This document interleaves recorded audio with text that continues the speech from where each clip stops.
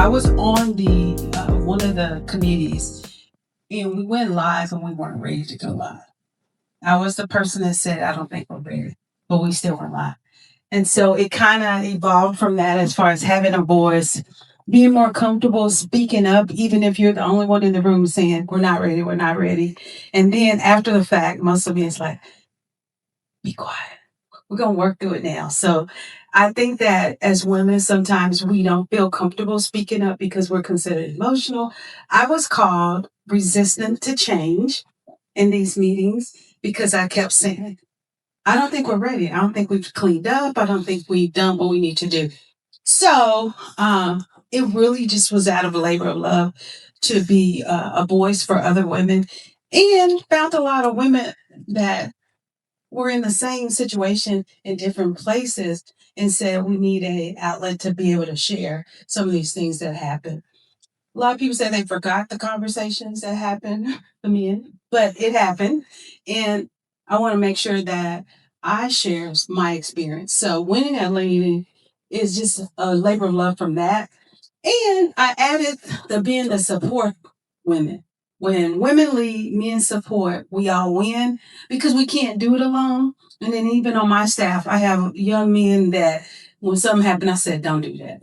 Please, when you're dealing with women, don't do that," because we can be an example and a role model to them because they're younger. And so when they're in a leadership role, hopefully they don't just discount the women that leading in their organization. So let's go to lead with love, speak with purpose, create with intelligence. So how does all these three fit? So we did our welcome introduction. You guys can grab something to eat at any time. Restaurants are located to the right. And you can come and go as you need to come and go. Winning and leading, leadership and wellness. This is our agenda.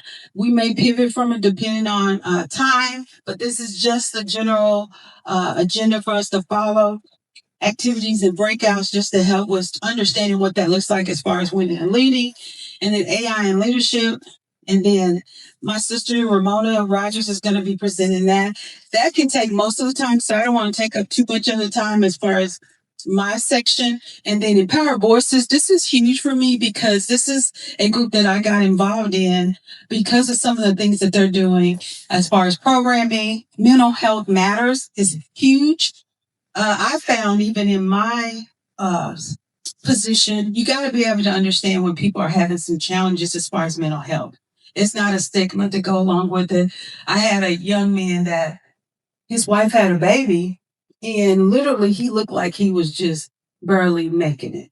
And so men have problems too. He had to come in my office and he said, "Dr. Watkins, I'm not doing well." And you don't want to make people feel bad. So I think sometimes women are more expressive than men, but he felt comfortable to share that with us. So yeah, even in leadership roles, you have to be able to talk to people to understand where they're located. Eventually ended up quitting and moving closer to home because he and his wife were not able to handle a new baby and all the things that came with it. Everyone's different. I didn't make him feel bad and say, "Why would you quit a job? Doesn't make sense." I just said, "You got to do what's best for you." And so they're thriving now. They moved, I think, to Nashville. Where did they move? Okay, Nashville. Okay, so they moved, but took a year. It took a year out, and he's in his late 30s. So he was a young man, but it took a year before he was back in on track. So mental health is definitely a huge thing for me. Social expression, one of the things that happened too, just backstory, doing all this time with stuff that's going on at work, I started a podcast. So I have Life is Good with Tuda. Social expression really helps express those things that are internal. And so when Andre started talking about EVR, I could really relate to the necessity of something like that. I'm someone that let it build up, let it build up, let it build up. So this is another avenue for you to express yourself, and it helps. Emotional intelligence is huge for us as far as dealing with people. You've dealt with people, you're like, okay, they didn't know. That's probably not the right way to say that. And filter and understand self awareness and self management. So I think all of these lead to AI in future leadership because it's coming regardless if we want to resist it or not. So for me, I want us to look from the human side of it and how leadership is key in how we implement it in the workplace and in our lives. My mom does AI on what she calls what she says. She asks for different questions for her health, which I don't think is the best thing for her, but she does. It's a cop out. That's her cop out. So for me, it's just being able to use it as a tool and use it for our benefit and not be fearful of it. I went to a meeting yesterday, rushed back for a meeting to understand how AI is being used just to understand grants and pulling it in. Uh, Maria, who's on our staff, that's a big thing as far as federal government, state government, and understand all the grants that are coming in from different local places. And are they past due?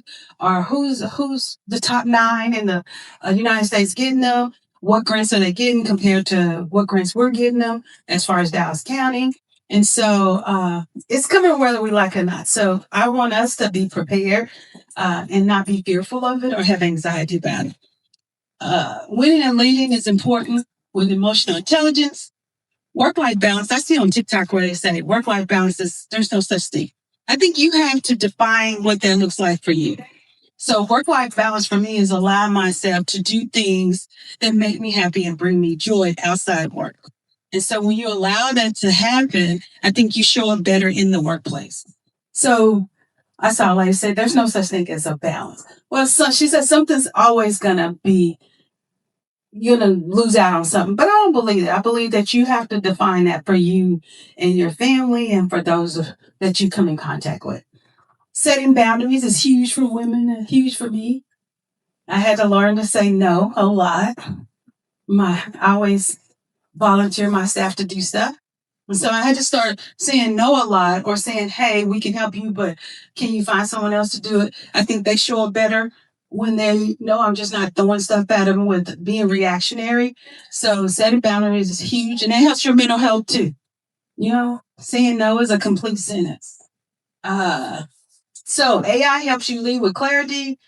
You bring the heart, vision, and humanity to it. So it's just not about the technology side of it. So we want to be confident in how we approach AI as well.